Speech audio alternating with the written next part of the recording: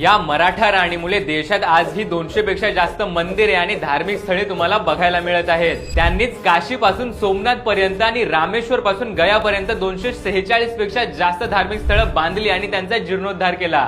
आज जे तुम्ही काशी विश्वनाथाच्या मंदिरात दर्शन घेता, मणिकर्णिकेचा घाट आणि सोमनाथाच्या मंदिरात उभं राहता, हे सगळं शक्य झालं कारण 250 वर्षांपूर्वी या मराठा राणीने ही सगळी धार्मिक स्थळे पुन्हा नव्याने उभी केली। मुघलांनी उद्ध्वस्त केलेली अनेक मंदिरे या राणीने स्वतःच्या संपत्तीतून स्वखर्चातून पुन्हा उभारली। इतकंच नव्हे तर आजही त्यांच्या ट्रस्ट मध्ये देशातील 138 मंदिरं, 34 घाट, 18 धर्मशाळा, 12 छत्र्या आणि 24 पेक्षाही जास्त कुंड व उद्यानं आहेत। याच त्या राणी ज्यांच्या नावानं महेश्वरी साडी ही जगभरात प्रसिद्ध झाली आणि त्यांच्याच कार्यामुळे आज भारत देशाला संपूर्ण जगभरात तीर्थक्षेत्रांचा देश म्हणून ओळखलं जातंय।